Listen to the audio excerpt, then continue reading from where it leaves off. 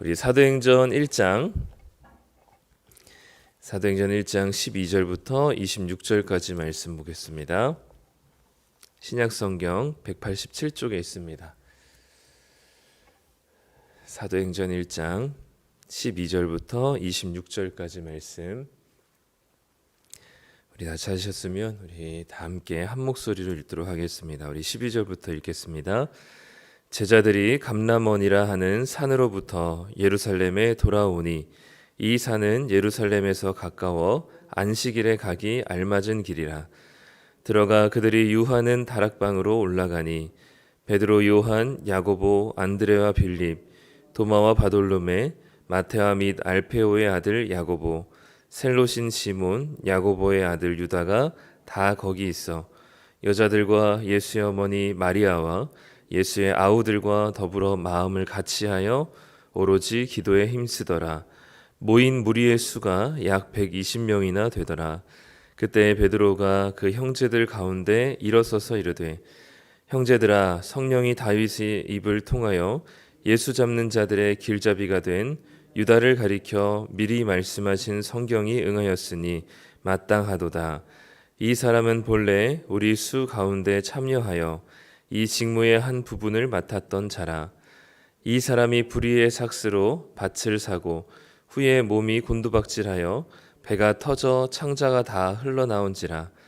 이 일이 예루살렘에 사는 모든 사람에게 알리어져 그들의 말로는 그 밭을 아겔다마라 하니 이는 피밭이라는 뜻이라. 시편에 기록하였으되 그의 거처를 황폐하게 하시며 거기 거하는 자가 없게 하소서 하였고, 또 일러스되 그의 직분을 타인이 취하게 하소서 하였도다. 이러함으로 요한의 세례로부터 우리 가운데서 올려져 가신 날까지 주 예수께서 우리 가운데 출입하실 때에 항상 우리와 함께 다니던 사람 중에 하나를 세워 우리와 더불어 예수께서 부활하심을 증언할 사람이 되게 하여야 하리라 하거늘. 그들이 두 사람을 내세우니 하나는 바사바라고도 하고 별명은 유스도라고 하는 요셉이요, 하나는 마띠아라.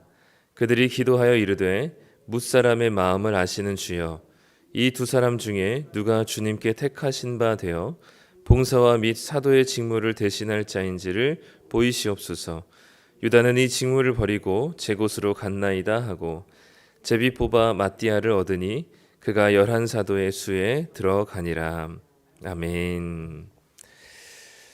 네, 오늘 사도행전 두 번째 우리 또 묵상하는 날입니다. 네, 계속 우리 말씀 묵상 또 새로운 큐티책으로 하고 계시리라 믿고, 네, 우리 말씀 묵상 또 열심히 해주시길 부탁드립니다. 오늘은 이 새로운 12제자의 이제 비어 있는 한 명을 채우기 위한 과정을 이제 보여주는데, 이 12명을 반드시 꼭 채워야 했을까라는 질문을 보면 꼭 12명을 반드시 채워야 되는 건 아닌 것 같아요. 왜냐하면 이제 이후에 교회에 여러 핍박들이 있었을 때도 이제 제자들 중에 이제 야고보가 순교하게 됐을 때, 그때는 이제 그 야고보가 순교해서 12명 중에 한 명이 빠졌을 때 그 12를 채우기 위해서 또 다른 누군가를 세우진 않았거든요.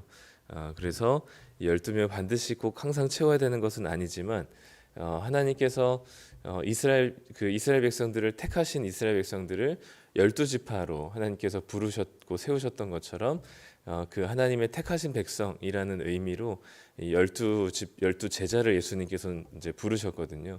그래서 예수님께서 말씀하신 일들을 감당하기 위한 새로운 신약의 공동체로 12명의 완성된 제자 공동체를 예수님께서 원하셨던 것 같고, 베드로가 그것에 부응하여서 이제 본격적으로 성령이 충만하게 임하기 전에 이 베드로를 통해서 12명의 택한 신약의 공동체, 이제 교회가 이 제자들로부터 시작되게 하시기 위해서 이 결혼된 한 명을 채우는 일들을 하게 됩니다. 물론 채운 이후에는 누가 죽고 순교하더라도 그것을 다시 채우는 일들은 없었죠. 근데 오늘 이 12명의 이 제자를 세우는, 결혼된 한 명을 채우는 이 과정에서 보였던 이 제자들의 태도가 되게 인상 깊습니다. 예수님께서 승천하시기 전에 어제 우리가 살펴본 본문에서는 예수님께서 예루살렘에 돌아가서 성령이 임하기까지 기다리라라고 얘기하셨거든요. 그래서 이 제자들은 예수님 말씀을 듣고 예루살렘으로 들어가서 마가의 다락방이라고 하는 곳에 올라가 거기서 성령을 구하는 기도를 하게 됩니다. 그래서 오늘 14절에 보면 여자들과 예수의 어머니 마리아와 예수의 아우들과 더불어 마음을 같이하여 오로지 기도에 힘쓰더라 이렇게 기록합니다. 예수님께서 말씀하신 대로 성령이 너희에게 임하면 너희들이 증인된 삶을 살 것이다 라고 말씀하셨기 때문에 성령을 기다리는 이 기다림 속에서 그냥 기다리지 않고 기도하는 이 제자들의 모습을 보여줍니다. 사도행전은 앞으로 이 기도에 대한 것들을 굉장히 강조하게 될 겁니다. 왜냐하면 누가복음 이 사도행전을 누가가 기록했는데 누가가 기록한 누가복음과 사도행전에는 기도가 엄청 많이 강조되어 있거든요.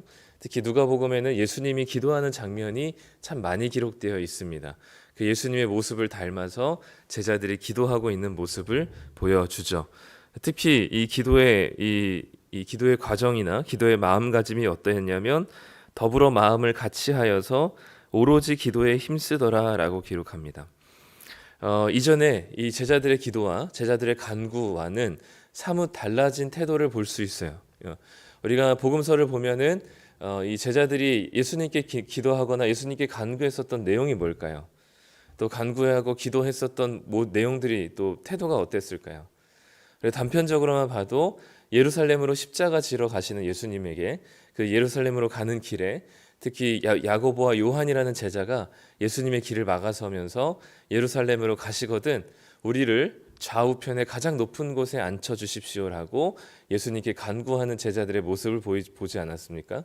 그로 인해서 이제 많은 제자들이 시기하고 질투하고 또 이런 마음을 야고보와 요한만 품었던 게 아니라 모든 제자들이 그런 마음을 품고 있었던 상황에서 누군가가 그걸 나서서 먼저 얘기하게 되니까 그것이 시기와 질투와 분노로 이어지게 됐었던 이 제자들의 그동안 간구와 기도의 내용들을 봤을 때 오늘 이 제자들의 기도의 모습과 태도는 이전과는 좀 많이 다른 것을 볼 수 있습니다.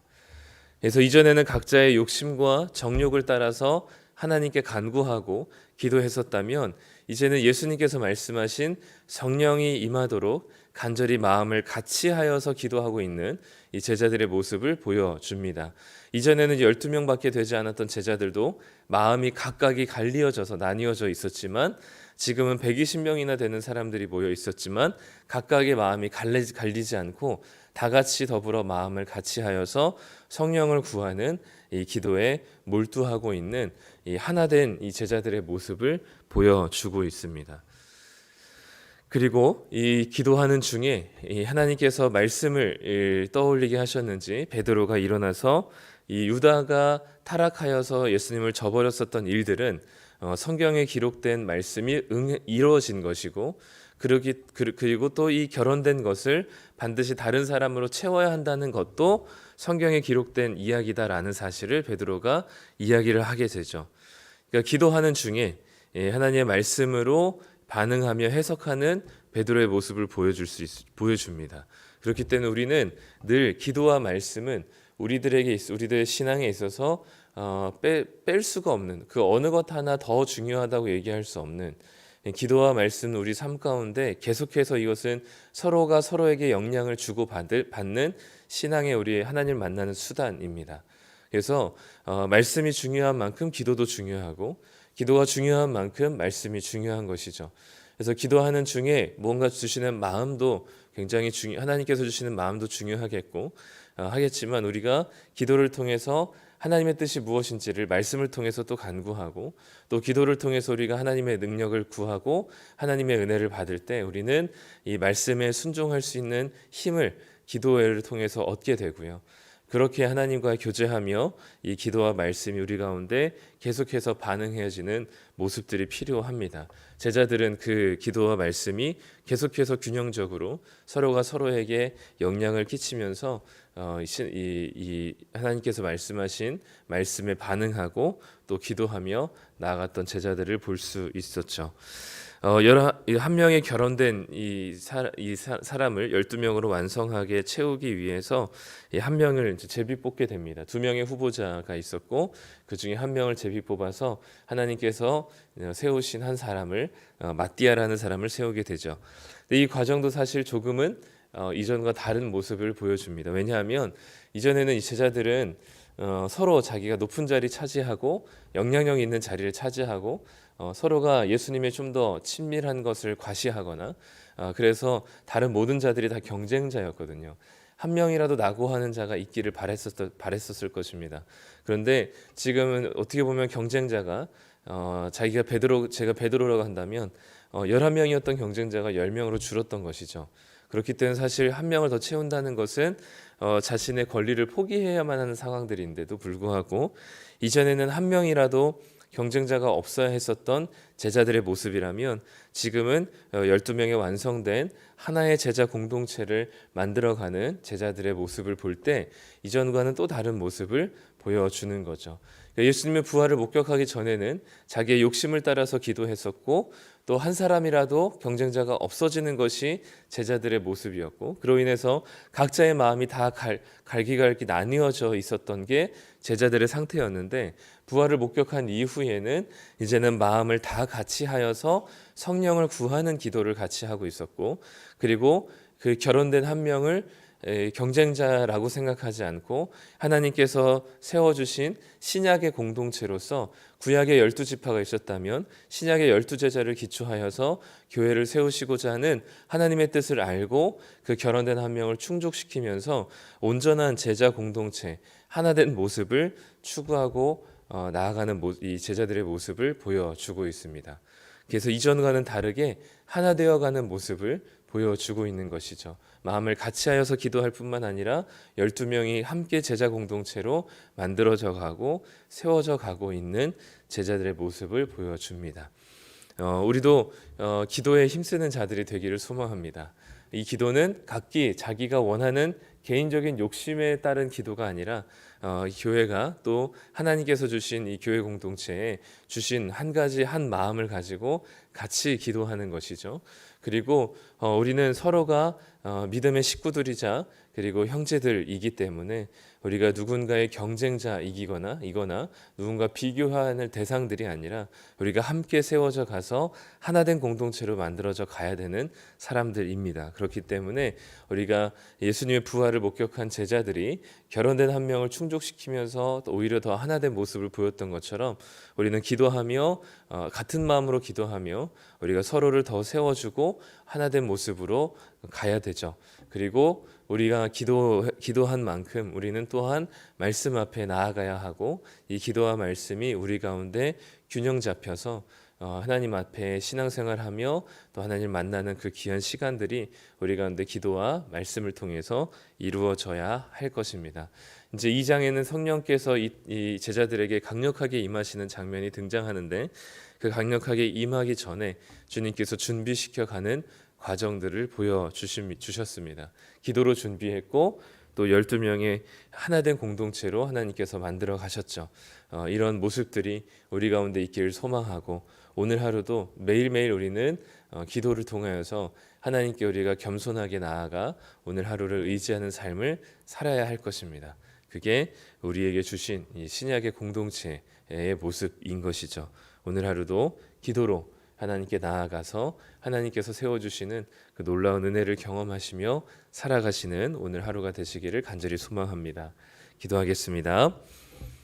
하나님 감사합니다. 오늘 제자들의 이전과는 다른 한 마음을 같이 하여 함께 기도하고 또 결혼된 한 명을 충족시켜 이제는 경쟁자가 아니라 함께 복음으로 세워져 가야 될 신약의 공동체로 하나된 공동체로 세워가는 제자들의 모습을 봅니다. 하나님, 우리 교회가 한 마음으로 기도하게 하시고 우리가 각기 갈리어진 마음이 아니라 주님이 베푸신 한 마음으로 함께 기도할 수 있는 자들 되게 하여 주시옵소서.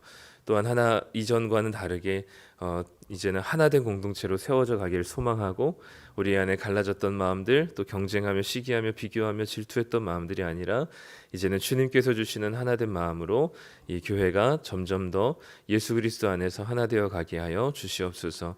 우리 안에 기도와 말씀이 균형 잡히게 하여 주시옵소서. 기도를 통해서 하나님께서 우리에게 주시는 능력을 구하며, 또 말씀을 통해서 하나님이 우리를 향한 뜻을 발견하며, 이 기도와 말씀을 통해서 하나님께 더 가까이 나아가는 시간들 되게 하여 주시옵소서. 오늘 하루도 우리가 주님께 기도합니다. 우리가 기다리는 것을 마냥 기다리는 것이 아니라 기도하며 적극적으로 기다릴 때 성령께서 우리 안에 충만케 채워주셔서 오늘 하루를 또 넉넉하게 살아갈 수 있는 믿음과 힘을 더하여 주시옵소서.